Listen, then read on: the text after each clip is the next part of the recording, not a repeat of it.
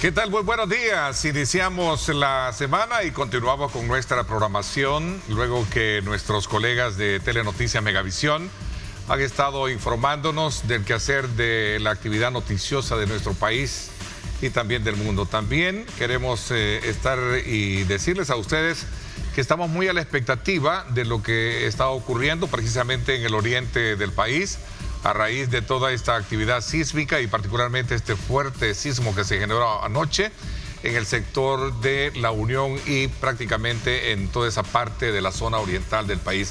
Muy a la expectativa de todo lo que se está llevando a cabo por parte de las autoridades y también noticiosa, en la parte noticiosa, nuestra cobertura ahí está presente también. Bienvenidos y como siempre este día lunes les invitamos a colocar a Dios en el centro de sus actividades para que puedan cumplirse todas aquellas metas, todos aquellos objetivos que usted se proponga. Vamos de inmediato a hablar de un tema que ha venido en los últimos días generando mucha polémica y se trata del tema de la minería, sobre todo en el contexto en la cual el presidente de la República pues asegura que la explotación responsable de la minería metálica podría cambiar la economía de nuestro país, así como lo dijo él, de la noche a la mañana. Este es el tema que vamos a abordar este día, también otros aspectos elementales relacionados con el medio ambiente. Acompáñeme.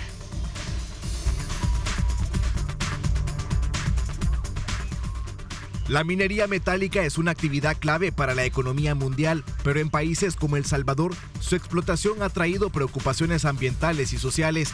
Durante décadas, la minería metálica fue motivo de conflictos. La extracción de minerales como oro y plata generó daños significativos, desde la contaminación de ríos hasta la pérdida de recursos naturales. Esto provocó que comunidades cercanas a zonas mineras se vieran directamente afectadas. En el año 2017, El Salvador tomó una decisión histórica. Prohibió la explotación minera metálica en todo el territorio como respuesta a estos efectos nocivos.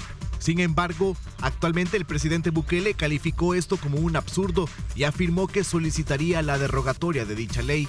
Actualmente existen diversas estrategias para mitigar el daño ambiental que provoca la minería metálica a través de la implementación de tecnologías limpias y prácticas sostenibles.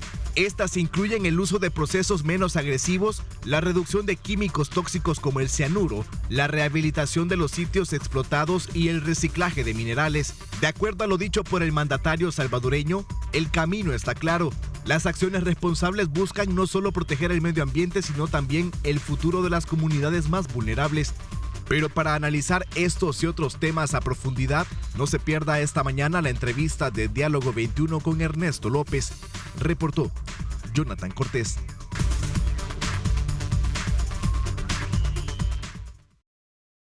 Bueno, gracias Jonathan por ponernos en perspectiva de la temática que vamos a desarrollar esta mañana y para ello hemos invitado a la abogada ambientalista Betty Arana. Bienvenida, gracias por acompañarnos, Betty. Gracias a ti, Ernesto, y al Grupo Megavisión por la invitación y por siempre considerarme, ¿verdad? Para mí es esta una casa en la que yo inicié y se los agradezco mucho. También quiero aprovechar para darle un saludo especial a Julio Valdivieso y a Bessie Ríos, que son los analistas que yo más admiro de este país. Ok, interesante. Vamos a, desde luego, como siempre, invitarles a ustedes a que participen. Ahí está en la parte inferior de la pantalla de su monitor el número de WhatsApp para que nos envíe sus comentarios y sus preguntas a lo que vamos a sostener ahora acá en el programa. Sin duda alguna, este tema de la minería, ¿cuál es tu lectura que le estás dando a partir del anuncio y las reacciones que se ha generado?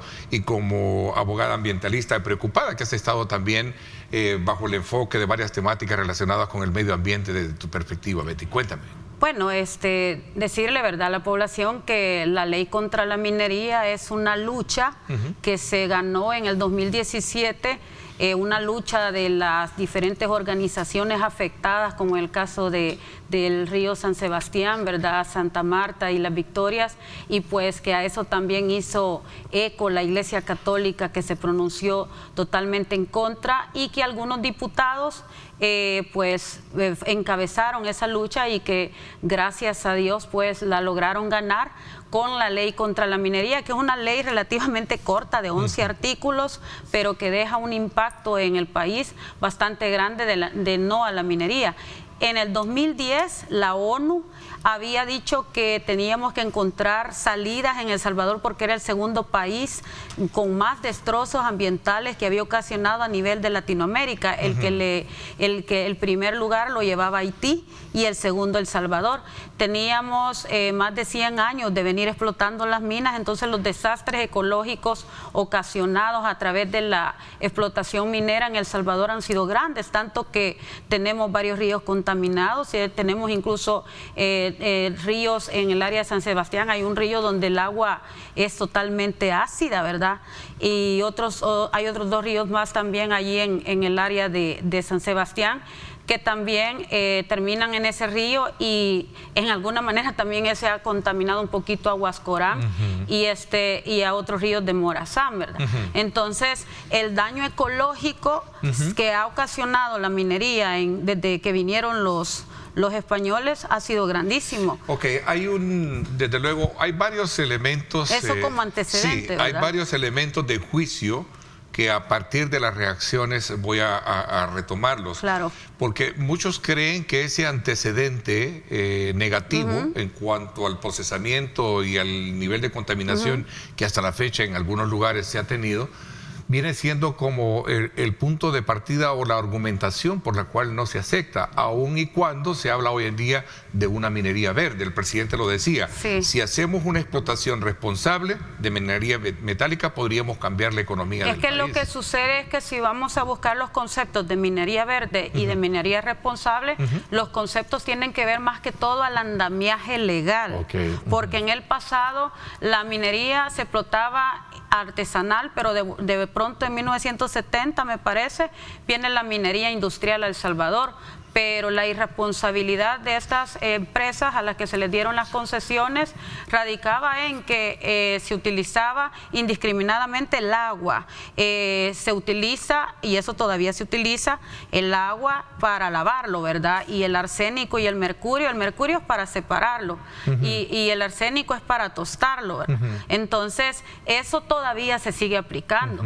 La minería responsable radica el andamiaje legal, porque antes era de forma ilegal. En la ley de 1992, que sufrió reformas, la ley de minería, allí ya medio se concentraba la parte legal, pero no había un andamiaje por completo. O sea, ahorita, por ejemplo, lo que quiere hacer el presidente, dice, vamos a hacerlo responsable, pero la responsabilidad radica en crear las instituciones encargadas de coordinar y velar por todo eso. ¿Podría existir una especie de, digamos, de ultravigilancia para cuidar exacto. ¿Tú crees que hay un camino que se puede entonces andar en esa materia? Es que en la teoría que se habla de la minería responsable, se dice de que se crea el andamiaje legal, se hace consulta con la población, cosa que ahorita no se ha hecho, se hace la exploración después de la consulta con la población. En este momento el gobierno salvadoreño no puede hacer ninguna exploración,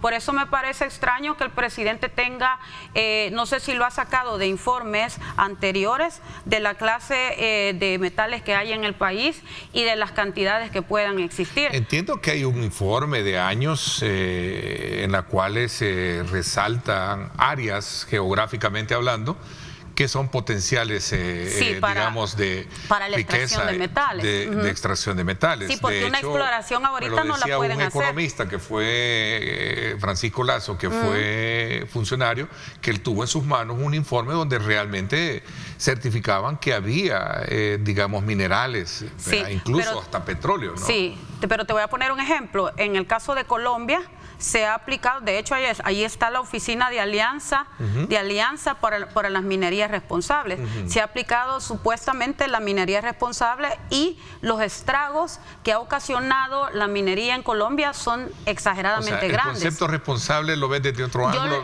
pero sí se podría entonces hablar pero no tiene nada, pero es que yo lo que quiero quedar claro, o sea, tu postura es... Yo estoy en contra de la minería totalmente. El punto que hay que dejar claro en esto de la minería minería responsable es que no se refiere a que vamos a dejar de usar mercurio, porque la gente piensa que vamos a dejar de usar mercurio, que vamos a dejar de usar arsénico, que vamos a dejar de usar agua. No tiene nada que ver con eso. Se sigue usando las cantidades de agua exacerbadas, se sigue usando el arsénico y el mercurio. La responsabilidad radica en cómo vas a hacer para ayudarles a las comunidades, por ejemplo. Sí, ¿verdad? porque hay un aspecto de valor agregado que lo explicaba el presidente cuando él hacía ver que el dinero que ingrese al fisco por la explotación minera se podría utilizar para recuperar no solo lagos, ríos, reforestar, sino que también emplearlo en el desarrollo mismo, ¿no? Sí, pero es que el problema Estamos hablando de una gran cantidad de dinero, de cerca de 3 billones solo en oro, decía el presidente. 3 billones son demasiado baratos. 3 billones o 4 o 5 miles de billones es demasiado barato para el costo ecológico que va a ocasionar en el país, porque el país, como lo vemos ahí, tiene un río bien grande, que es el río Lempa. El río Lempa es la columna vertebral del agua en El Salvador y abastece a más de 2,5 millones de salvadoreños. Las minas están bien cerquita.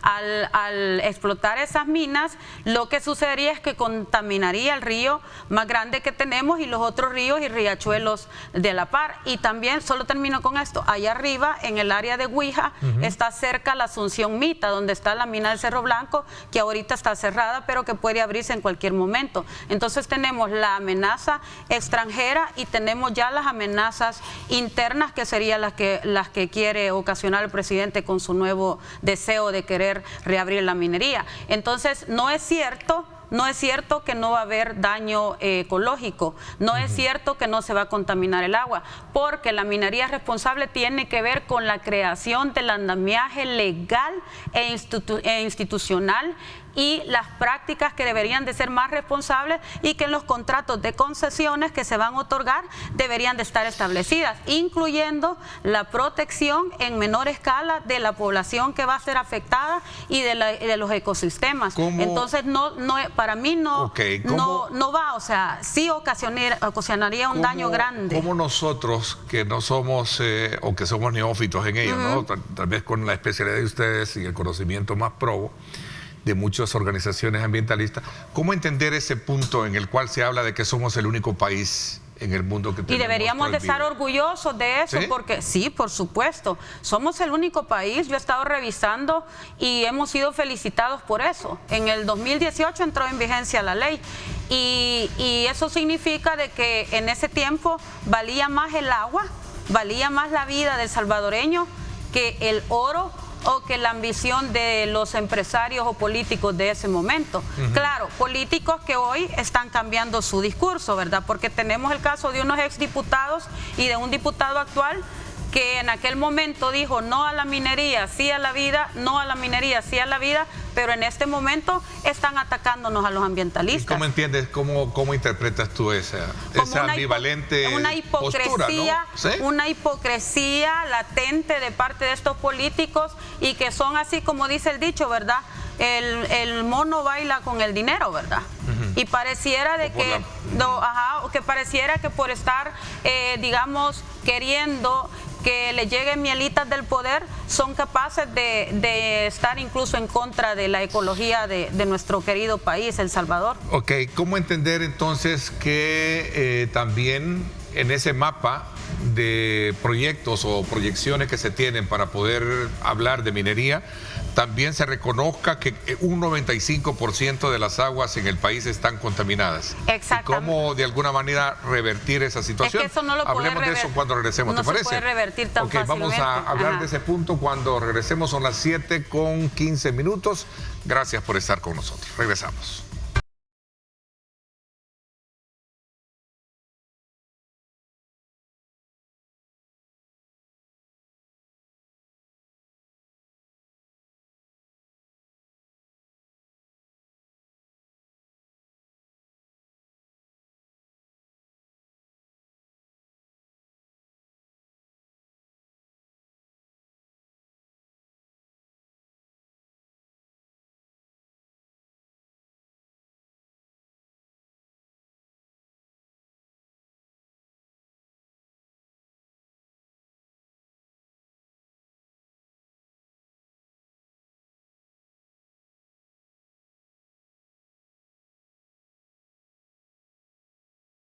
Y esa calidad siempre se pone de manifiesto a esta hora de la mañana cuando le invitamos a usted a degustar un rico café. Y qué mejor, café rico, ¿verdad? El café perfecto de la mañana. Y continuamos nuestra conversación con la abogada ambientalista Betty Arana y estamos haciendo un repaso acerca de este contexto en el cual se habla mucho de la minería y en la que unos están a favor y otros pues de alguna manera le dan el beneficio de la duda para poder de alguna manera iniciar un proyecto que permita una armonía con el medio ambiente, aunque hay discusiones alrededor de todo ello. Pero un elemento importante, más allá de los réditos que esto puede tener, Betty, hablábamos acerca de cómo el mismo presidente de la República lo hacía.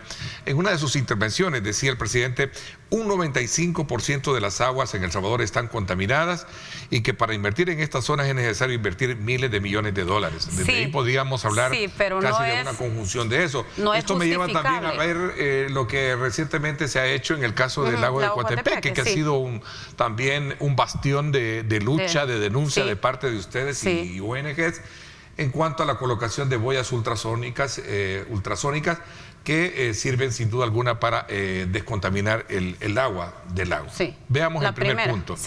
Bueno, contaminación de ríos. Doy fe de que hay una contaminación bastante importante en El Salvador, pues aquí hemos venido a denunciar a cada rato las contaminaciones que ciertas empresas ejercen cada año.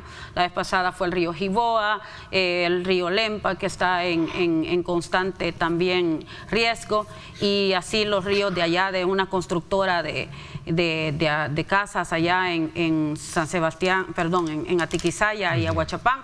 Entonces, yo no creo que sea el 95%, pero sí creo que por ahí por el 80% anda la contaminación. Tenemos de aguas, tenemos un departamento con estrés hídrico totalmente a 100%, que es el caso de Sonsonate, pero yo le digo, esa debería de ser la razón por la que no se debe de explotar la minería, porque si apenas tenemos un porcentaje bien poquito de agua y encima de eso queremos venir a hacer explotación de minería, ¿qué va a causar eso? Terminarlos por completo los mantos acuíferos, los pocos mantos acuíferos sanos que tenemos. Entonces mi llamado es al presidente Nayib Bukele a que reflexione al respecto, porque aunque necesitamos dinero para poder salir adelante como país, yo creo que la minería no es la solución. La minería va a ser un costo demasiado grande para el país, para el dinero que se va a recolectar. A ver, hay que sumar un elemento importante en esto, que es la reciente reconversión que hubo de deuda, ¿no? Sí, bueno, son 330 es que bien millones, creo que directamente para la recuperación de toda la parte de la cuenca. Sí, bien contradictorio, porque por un lado los Estados Unidos hace esa reconversión para poder mejorar la calidad del agua del río Lempa, que me parece muy bien y yo estaba bien contenta por eso, y por el otro lado también hace algunas acciones bastante tardadas, por cierto, en el lago Coatepeque, porque las medidas cautelares de la Cámara de Medio Ambiente de Santa Tecla las elaboró en junio de 2022 y es hasta el 2024 que vienen a hacer esto de las boyas, lo cual no sabemos todavía si va a dar resultado. Eso lo vamos a saber hasta el siguiente año. Sí, porque en el área en los meses de febrero, marzo y abril es cuando flotan todas las algas muertas y se siente el olor por todos lados. Tú eres oriunda de ahí, ¿verdad? Yo soy oriunda y conozco perfectamente el comportamiento del lago. De toda esa situación. ¿Cómo está en este momento el lago? En este momento el agua está limpio, y no te voy a mentir de que la ASA, que por cierto los felicito, está haciendo un trabajo bastante bueno en el área de recuperar el lago. Medio ambiente sí lo he sentido, como siempre, lo he sentido bastante negligente. He visto construcciones allí que no deberían de estar, pero el hecho de que vayan a poner las boyas sí puede ayudar en el sentido de que ¿cómo se llama? La lama, le decimos nosotros, pero realmente no es lama, es alga, pero los oriundos le decimos las lamas, ¿verdad? Esa tiene cianobacterias. ¿Es lana o lama? Lama le decimos nosotros, Entonces tiene las cianobacterias que fueron ocasionadas por los metales que bajan de los cerros y la contaminación que hace la gente. El turismo. ¿Cómo puede estar limpio? ¿Cómo puede estar limpio el lago, el agua al lago si no tiene desagüe? No tiene un desagüe, Entonces, a lo que yo quiero llegar es que las boyas pueden ayudar en el sentido de que la alga se va a morir. y dicen que no flotan, ¿verdad? Vamos a ver si es cierto en febrero y marzo. Si no flotan, entonces eso va a ser un éxito. Pero el problema de contaminación sigue persistiendo. Entonces allí tendrían que elaborarse las campañas de educación a la gente para que la gente no siga contaminando el lago, y también bajarle al turismo, porque uno de los grandes contaminantes de los ecosistemas también es el turismo indiscriminado, o cambiar de un turismo normal a un turismo ecológico, ¿verdad? ¿A qué te refieres así? ¿Directamente por el asentamiento, mejor dicho, toda la infraestructura hotelera, restaurante? No, más que todo eso, ranchos, porque justamente el agua más contaminada, sí, hemos hecho varias mediciones ahí de contaminación, y el área más contaminada es el área donde están los anteojos, ahí como está en el video, allí en el área de La Bendición, y un lugar donde le dicen la playita, donde están los hoteles y restaurantes concentrados. Esas áreas son las más contaminadas. ¿Y por qué es? Porque recibe aproximadamente entre 20,000 a 30,000 turistas mensuales. Entonces no hay un control. Yo creo que la Alcaldía Municipal del Congo debería de trabajar en una policía del CAM ahí, por ejemplo, ¿verdad? Para que establezca algunas multas allá a los turistas que arrojan la basura por doquier. Entonces yo siento que las boyas van a poder ayudar, pero no van a generar un impacto grande en el lago. Ok, tengo una pregunta acá y dice, ¿por qué lecciones podemos aprender de la implementación de la minería sostenible que tienen otros países a los cuales admiramos mucho? Bueno, lo que pasa es que esos países son mucho más grandes que nosotros, ¿verdad? O sea, nosotros somos un espacio bien pequeñito con una densidad poblacional bastante importante. Entonces eso también afecta el hecho de que no vamos a hablar de minería en Panamá, por ejemplo, porque en Panamá acaban de cerrar una mina de cobre que estaba ocasionando daños bastante grandes, aparentemente minería responsable, al igual que la de Colombia, ¿verdad? Yo creo que tiene que ver mucho con la densidad poblacional y con los pocos recursos también ecológicos que nosotros tenemos. Por eso el impacto es más grande, y yo creo que por eso la medición que dio la ONU en el 2010 de que Haití llevaba el primer lugar y El Salvador el segundo también tenía que ver por eso, la escasez de territorio y la densidad poblacional, que es bastante enorme, ¿verdad? Entonces yo sigo insistiendo, si ya sufrimos del pasado, todavía tenemos un río allí ácido que está circulando en San Sebastián. Ese es el mensaje que nos da nuestro Padre Celestial, a que no debemos de seguir explotando las minas. Señor presidente, mejor trabajemos en mejorar la agricultura del país. Mejorando la agricultura del país, o vamos a ocasionar una biodiversidad sana, mejoramos el agua y vamos a tener comidita todos. Pero solo termino con esto, pero si explotamos las minas no vamos a tener agua y no vamos a tener comida tampoco. A ver, tengo acá otra pregunta. Y vamos a estar todos enfermos.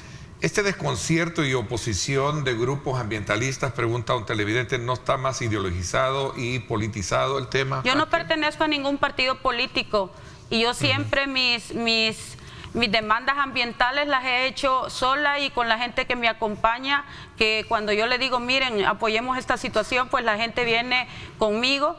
Y no andan pensándolo dos veces, pues, porque saben lo que significa proteger el medio ambiente, es proteger la vida, ¿verdad?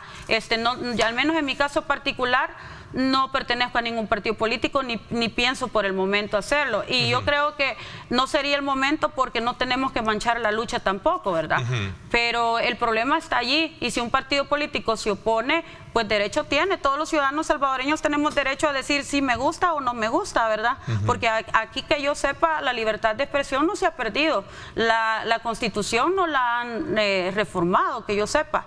Y el día que se pierda la libertad de expresión, entonces estaríamos en una dictadura, y creo que eso aquí todavía no ha pasado, ¿verdad? China está entrando a la región fuerte con este tema. De hecho, los regalos de China... Creo que Nicaragua acaba de darle autorización para la exploración y explotación Nicaragua, y parece que Costa Rica tiene prohibidas, y esa es otra cosa que no quiero dejar pasar, que existen dos clases de explotación minera, la subterránea y la a cielo abierto. La más peligrosa, y que todo el mundo se asusta cuando la empiezan a implementar en los países, es la de cielo abierto. Por ejemplo, en el caso de Guatemala, en la mina del Cerro Blanco, estaban explotando la subterránea, y el río empezó a gotear, entonces la quitaron y dejaron a cielo abierto. Fue cuando la gente se enloqueció y empezó a ver lo del referéndum. Las minas de cielo abierto son más dañinas todavía para los ecosistemas. Debe meterse digamos, o colocarse este debate a una consulta un poquito más abierta? ¿Cómo tú ves el caso de la Iglesia Católica, que ha sido acérrima desde el punto de vista de cómo lo han planteado el tema, y también voces que dentro de la misma iglesia también el padre Edwin Baños tiene otra visión, tiene otra opinión?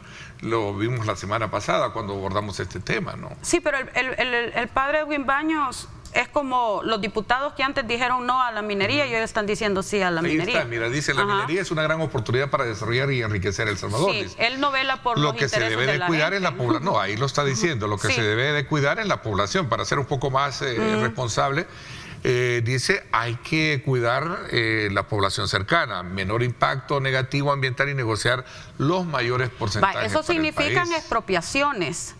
Hubo un analista político que dijo que Santa Rosa de Lima tenía 400 personas, de comunicarle que al censo del 2007 tenía 34,000 habitantes.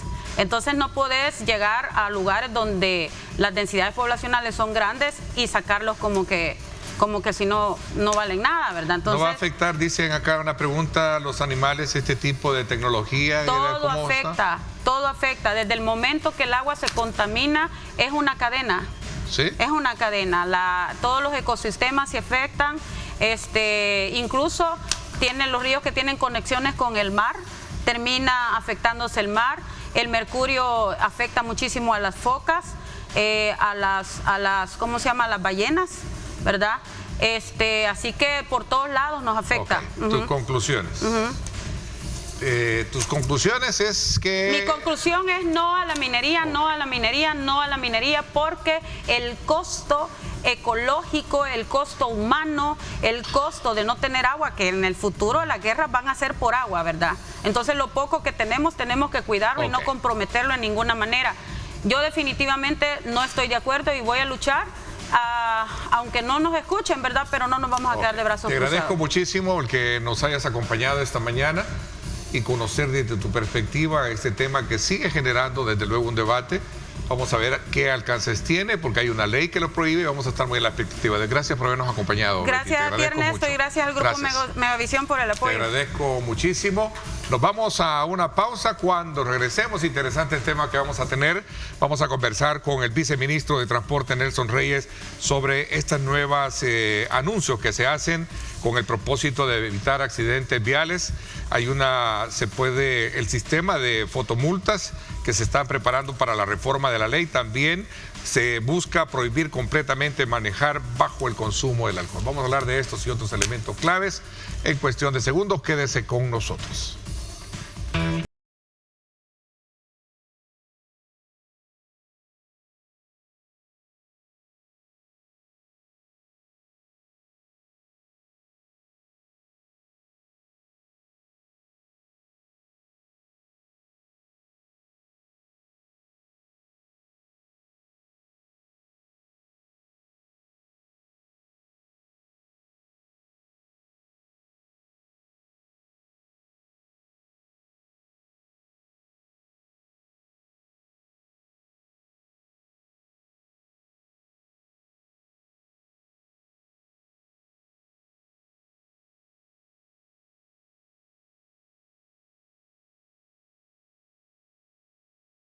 Bueno, gracias nuevamente por estar con nosotros. Varios son los temas que vamos a aprovechar con la presencia del viceministro de Transporte, Nelson Reyes, esta mañana, a quien quiero darle la más cordial bienvenida. Gracias por acompañarnos, viceministro. No, muchas gracias por la invitación y un saludo a la población salvadoreña que nos están viendo. Bueno, decía varios porque tenemos el tema de fotomultas, tenemos estas reformas a la ley de tránsito que buscan prohibir el tema de manejar bajo el consumo completamente de alcohol, ya sea en cualquier nivel. Pero también quisiera que habláramos de un tema que es digamos, el pan de cada día, lamentablemente. Accidentes y el tema relacionado con el tráfico, ¿no? Sí. Que sin duda alguna hoy que estamos entrando a las semanas últimas del año, se mueve mucho el comercio. ¿Hay algún plan de agilización de tráfico?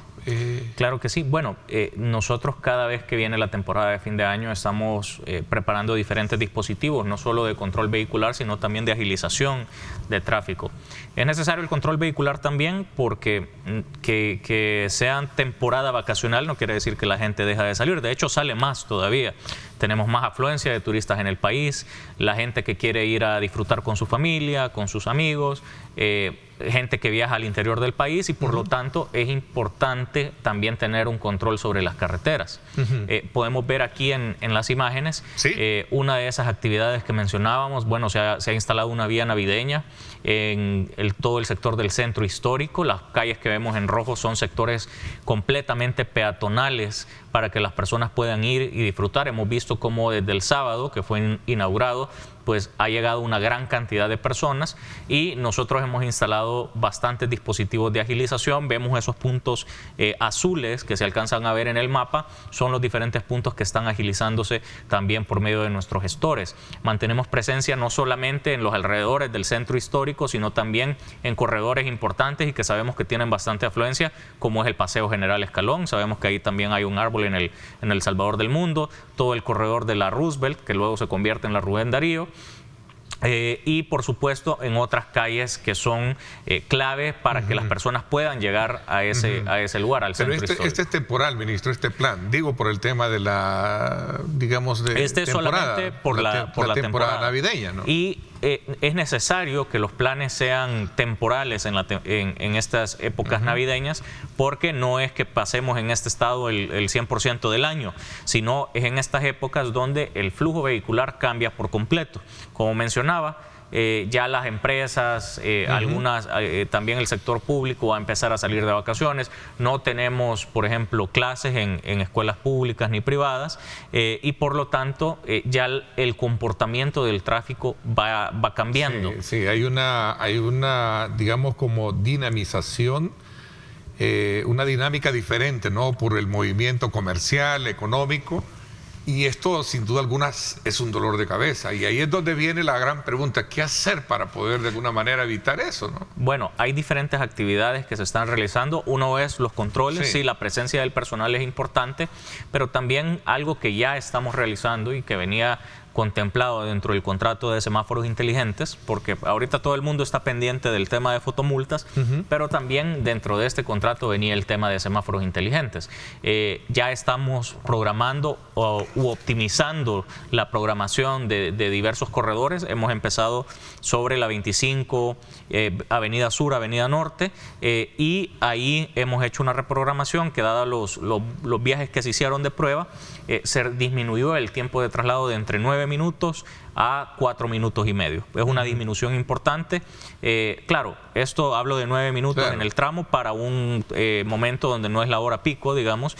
Obviamente en hora pico se incrementa el tiempo, pero también con una reprogramación se vuelve más ágil.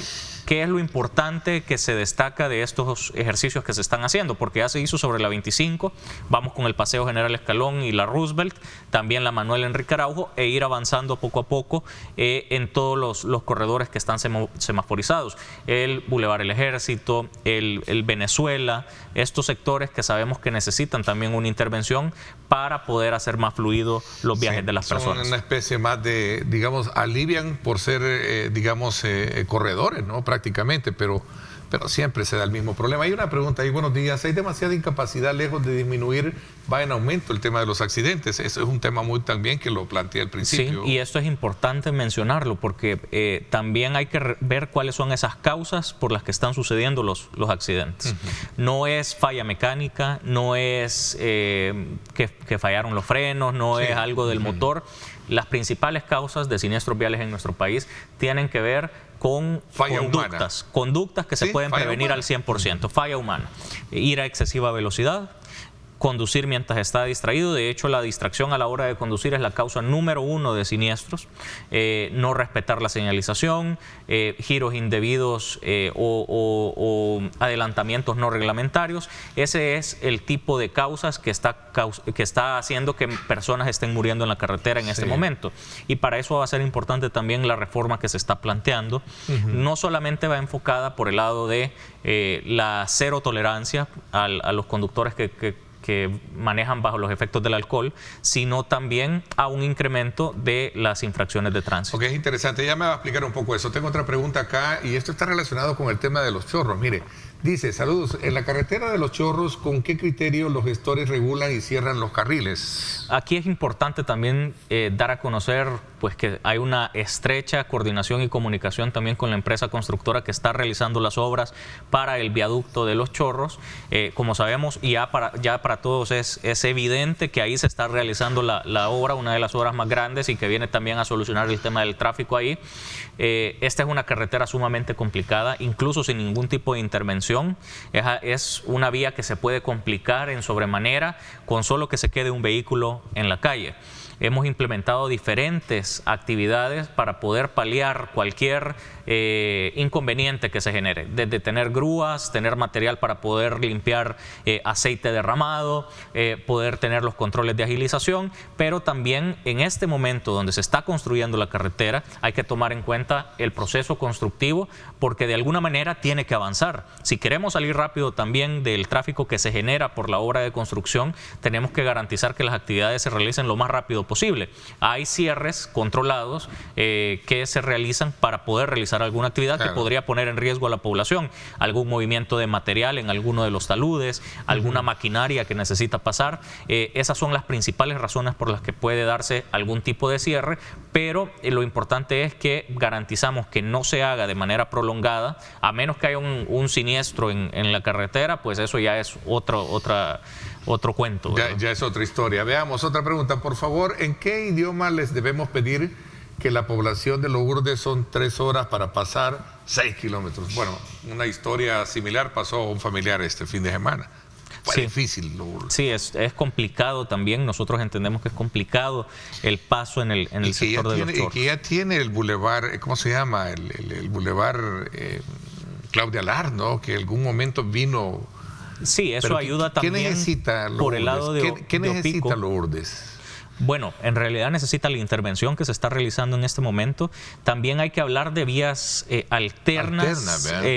Obviamente para Lourdes, que queda a la mitad del camino, podría no ser una diferencia importante, pero sí podría marcar una diferencia para personas que vienen de otros sectores, desde Opico, por ejemplo, desde el sector de Quesaltepeque, porque una de las vías alternas que nosotros hemos estado dándole celeridad últimamente es a la calle al Volcán. Esta que va a dar a la Monseñor Romero, ¿verdad?, que pasa por toda la carretera al Boquerón. Hemos estado reforzando la prohibición de transporte de carga en ese sector, precisamente para evitar que se genere algún congestionamiento. ¿Y hay una calle de acceso lateral cuando uno viene del sector de Occidente para conectar a la carretera, a la de Los Chorros? Bordeando, entiendo, no se ha logrado identificar es una vía secundaria. Es una vía secundaria. Es una vía secundaria, pero que también tiene que pasar por los diferentes pueblos, posiblemente, o las diferentes ciudades o los diferentes pueblos. Son como barrios, no sé si el mismo, pero es en Lourdes, ¿no? Usted lo esquiva. Sí, podría salir un poco más adelante, digamos, pero no es una vía que lo lleve directamente hasta Santa Tecla. En cambio, esta calle que menciono de la carretera al Volcán, sí es una calle que lo lleva directamente hasta Santa Tecla, que podría ser una opción que evalúen las personas. Por favor, dice, ¿en qué idioma le debemos pedir a la población? No, pero esa es la anterior, ya le habíamos dado lectura a esta pregunta, no sé si teníamos otra. Lo cierto es que el problema es que se da, ahí está, saludos, pónganse la mano en la conciencia, los niños que vienen de Colón y Lourdes se levantan a las 3 de la mañana, ¿hasta cuándo va a seguir esto? Bueno, sí, es parte de las acciones que, como menciono, estamos realizando. Es importante sí realizar este tipo de actividades, pero también solicitar esa paciencia a la población. Sabemos que es difícil. Nosotros de nuestra parte vamos a seguir buscando las maniobras necesarias para poder agilizar el tráfico, pero independientemente de eso, pues sabemos que la obra necesita realizarse porque es una solución que va a ser para largo plazo. Es importante que ¿Los Chorros va a resolver el problema o parte del problema? Va a ser una solución temporal, y esto hay que decirlo, porque la carretera, construir carreteras, no es una solución definitiva. Pero así como se está contemplando la ampliación de esa vía, también se está contemplando, por ejemplo, carriles exclusivos para el transporte público, algo que motive también la movilidad por este tipo de transporte. Ok. Vamos a ver, tenemos otra pregunta y la vamos a dejar planteada para cuando regresemos. Dice así, no crean que la población no les va a pasar la factura, como dice el presidente, a estos funcionarios incapaces. Bueno, ahí está, funcionarios incapaces, dice la pregunta del televidente. Voy a la pausa. ¿O quiere comentar algo en cuanto a este comentario que hace el televidente? No, yo creo que es importante, bueno, la población siempre la tenemos que escuchar, es importante siempre tomar en cuenta los comentarios que realizan y como menciono, sí se realizan labores de agilización en el sector de los chorros, sabemos que una afectación por una construcción pues va a ser algo que la gente lo va a sufrir de alguna manera, sobre todo en un sector tan complicado como ese. Es una vía que ya tenía rebasado su nivel de servicio desde hace décadas y por supuesto que en este momento pues se siente también esa presión que genera la construcción que se está realizando, pero como menciono, vamos a estar realizando las actividades, hemos tenido diversas solicitudes para realizar cierres de parte de la empresa, pero en todo momento se les ha pedido o se les ha exigido en realidad que ninguno de los cierres tiene que ser en todo el sentido o cerrando todos los sentidos, todo tiene que ser de manera ordenada y siempre permitiendo un flujo de los vehículos. Ok, vámonos entonces a una pausa. Cuando regresemos, viceministro, hablemos entonces un poco de la reforma de tránsito que busca prohibir completamente manejar bajo el consumo del alcohol, ¿verdad? Cero tolerancia, así se le llama, ¿no? Y también el tema de las fotomultas, todavía no se implementan, ¿no? Estaríamos esperando también esta reforma. Vamos a hablar de eso cuando regresemos. Pausa, no nos cambie, volvemos en segundos.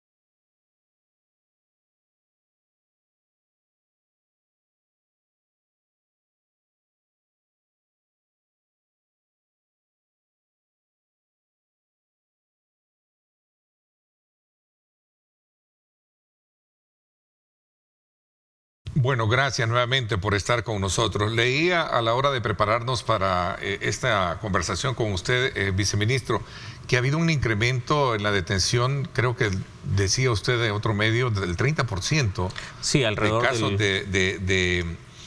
de incremento en las capturas por conducción peligrosa, ¿no? Sí, ha habido un incremento del 30% aproximadamente. En lo que va del año ya llevamos más de 2.100 personas detenidas por el delito de conducción peligrosa.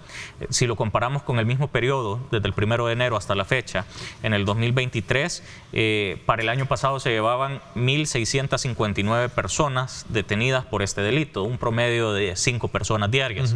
Hoy es un promedio de 6 personas diarias aproximadamente, y 2.157 personas detenidas por el delito de conducción peligrosa. Ok, cuénteme un poquito. Esta semana se tiene previsto presentar estas reformas a la ley de tránsito que buscan prohibir completamente manejar bajo el consumo. Cuénteme un poquito de qué se trata, los alcances que también esto pueda tener, ministro. Bueno, nosotros tenemos que ver también que la ley que tenemos actualmente es una ley que data de hace 30 años, nunca ha sido actualizada desde entonces y es importante que se vaya pues renovando de acuerdo a las realidades que tiene el país.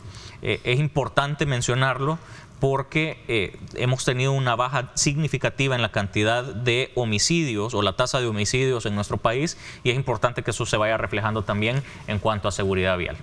Tenemos siniestros que se pueden prevenir por completo y sobre todo aquellos que son los más trágicos son estos que son por personas completamente irresponsables que ponen en riesgo su vida y la de personas completamente inocentes al conducir bajo los efectos del alcohol o de cualquier otro tipo de droga.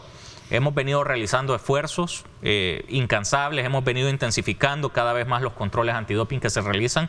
Incluso si vemos el año pasado, que es un año donde ya estábamos intensificando este tipo de controles y lo comparamos y vemos ese incremento significativo de personas detenidas, podemos ver esa diferencia en cuanto a las acciones que se están realizando. Ahora, la reforma que nosotros buscamos es eliminando esta incongruencia que se genera de aquel rango de tolerancia. ¿Verdad? Son 100 milímetros arriba, ¿no? Milímetros hacia arriba. Porque es incluso la persona que sale de entre 0 y 49 no se lleva ni siquiera una multa. Miligramos, ¿eso qué es? Son miligramos por decilitro de alcohol en aire expirado. Entonces, son 100, de 100 queda detenido. A partir de 100 queda detenido, pero por ahí hay un margen que dice que de 50 a 99 solamente se lleva una multa. De cero. Según la intención con la reforma es quitar todo. Es quitarlo. Eso. Y también si le sale 1 hasta 49, entonces no pasa absolutamente nada, estaría dentro de un margen permitido de acuerdo a la legislación vigente. Y ahí la gente empieza a consultar o a tener la duda, miren, y entonces ¿a cuántas cervezas equivale? ¿Cuántos tragos puedo tomarme para no caer dentro del delito de conducción peligrosa? Y bueno, la verdad es que no tiene que haber una tolerancia, no tiene que haber un rango de tolerancia, es incorrecto a todas luces conducir cuando se está bajo los efectos del alcohol. Y esto de exponerlos públicamente, ministro, también hay queja acá. ¿Hay queja por ahí? Sí. Bueno, es un problema si la población en realidad piensa que es más peligroso esa exposición. Ahora, son los medios de comunicación también los que llegan y nosotros no le vamos a prohibir a los medios de comunicación que lleguen. Y además que la persona que ha sido capturada no está cometiendo una falta, está cometiendo un delito. Está siendo capturada por el delito de conducción peligrosa. Sí, que lo establece la ley. Penal, es un delito penal. Y la gente, yo creo que aquí es donde se confunde a veces y piensa que se trata simplemente de una falta. Estamos hablando de delinquir, es un delito penal del que estamos hablando y por lo tanto cuando estamos hablando de una reforma no viene solamente dada por una reforma a la Ley de Transporte Terrestre, Tránsito y Seguridad Vial, sino también a una reforma al Código Penal y al Código Procesal Penal. Ok, interesante. Seguimos un poco. Aquí hay otro comentario, ministro. El viceministro dice, aprovechando la entrevista con el viceministro, quisiera preguntarle lo siguiente, ¿podrían hacer algo con los cafres de la Ruta 109? Tanto microbuses como buses, ya que no entienden que trasladan personas y no animales. Muchas gracias. Claro que sí. Imagino que se refieren a corren, van súper llenos, sí. No hay control, exponen a la gente, pareciera que fueran animales los que llevaran. Sí. Y de hecho, bueno, es parte también de las cosas que incluye la reforma, porque normalmente cuando hablamos del delito de conducción peligrosa, pensamos que se refiere solamente a conducir bajo los efectos de alguna sustancia, pero está tipificado como conducción peligrosa el disputarse la vía, el hacer carreras clandestinas en la carretera o el poner en riesgo a otras personas por incumplir o ignorar completamente la normativa de tránsito. Entonces, si un bus se va disputando la vía, eso también cuenta como conducción peligrosa y es causal también de una detención. Y lo que se estaría buscando también en la reforma, además, es que cuando se cometa homicidio culposo debido a ir bajo los efectos del alcohol o en general por ir como conductor peligroso, pues que no sea conciliable con las víctimas. Es decir, no lo eximiría el darle alguna compensación a las víctimas de todo el proceso penal que se tendría que seguir. Bueno, y en el tema de las fotomultas, también, ¿cuál es se va a implementar o por qué ha habido tardanza en ello, ministro? Bueno, es algo que nos parece importante hacerlo bien, hacerlo para que se quede realmente, que no tenga ningún tipo de falla. Los equipos, como hemos mencionado, ya están completamente funcionales, pero vamos a esperar también esta reforma que se va a hacer para introducir un respaldo más importante también para la fotomulta. Queremos que vaya con la completa solidez legal para que pueda aplicarse y que esto genere también un cambio de conciencia. Esto va a venir a ayudar muchísimo también al tema de los siniestros viales. Es parte de las acciones que se necesitan también para disminuir esas tasas. ¿Por qué lo menciono? Normalmente tenemos controles en las carreteras cuando logramos colocar al personal en algún momento del día, en algún momento de la noche. Fotomulta viene a cambiar ese paradigma y va a ser un cambio drástico para la población porque son controles las 24 horas del día, toda la semana, todo el año. Porque el equipo tecnológico no necesita descansar, no necesita ir a cambiar de turno, puede estar en la carretera el 100% del tiempo y por lo tanto ya no existiría esa excusa de, bueno, no veo a la autoridad y por lo tanto voy a cometer este tipo de infracciones. Ahora, sin duda alguna aquí hay muchas preguntas alrededor del tema de la fotomulta sobre bajo qué criterios legales puede ser el hecho de que a lo mejor no se pueda distinguir muy bien, puedan haber confusiones, no puede haber... No hay lugar a confusiones. De por sí, ahí es algo que verdaderamente va a dar fe de que la situación... No hay lugar a confusiones. El sistema es algo que funciona a la perfección y lo puedo decir porque... identifica la placa del vehículo. Identifica la infracción como por ejemplo ir conduciendo a excesiva velocidad o por encima del límite establecido en cierta carretera, identifica la placa del vehículo y nosotros en el sistema podemos distinguir también si el vehículo y la placa coinciden con las características que se están mostrando.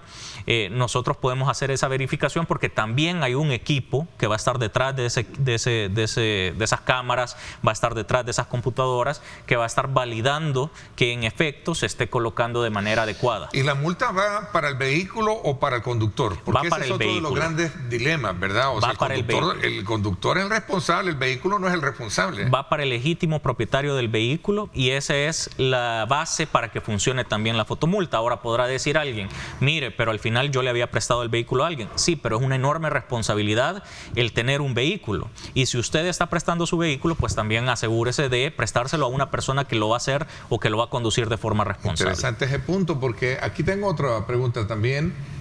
Viceministro, en un centro comercial de la colonia Escalón están usando la acera para colocar vehículos y los peatones tienen que salir a la calle. Sería bueno si nos puede comunicar, identificar exactamente dónde para poder llegar. Yo ya tomé también nota de la denuncia que hacían sobre la ruta 109. 109, sí. 109, correcto. El país tiene una situación difícil, compleja con el tema de conducir, sobre todo cuando se trata de ver el transporte colectivo. El plan del reordenamiento que se ha proyectado con la introducción de nuevos buses, ¿cree usted que va a venir a paliar un poco esta situación? Hay diferentes acciones que se están realizando porque no podemos hablar no podemos decir que el problema se va a solucionar solamente cambiando las unidades, porque hay que cambiar también la manera en la que se conducen esas unidades. ¿Viene la escuela de conductores? Viene la escuela de conductores, ese es uno de los proyectos que estamos reforzando, que estamos impulsando en este momento, y otro de los temas que se viene también es el control de las unidades por medio de GPS y de cámaras en el interior de las unidades. Esto para tener un mayor control en cuanto a la seguridad, pero también verificar ese recorrido que están realizando las unidades. Dice que es en el sector del Redondel Beethoven. Redondel Beethoven. El Redondel Beethoven, sí. Antes del Redondel Beethoven, algo así me están diciendo que es precisamente la denuncia que están haciendo sobre el uso de parquear vehículos, estacionar vehículos utilizando la acera y dejando al peatón en la calle. Viceministro, como siempre, un gusto compartir con usted estas lecturas y sobre todo también medir los alcances que pueden tener este tipo de medidas de las cuales hemos conversado esta mañana. Le agradezco mucho su visita. No, muchas gracias por la invitación, siempre es un gusto y un saludo a la población que nos sintoniza. Gracias a todos ustedes también por estar pendientes. No se pierda Pulso Ciudadano hoy a las 8 de la noche con Julio Valdivieso. Recuerden, 8 de la noche por Canal 21. Gracias. Por mi parte, esto es todo por hoy. Pásenla bien. Y como siempre, recuerden lo más importante, amar a Dios sobre todas las cosas.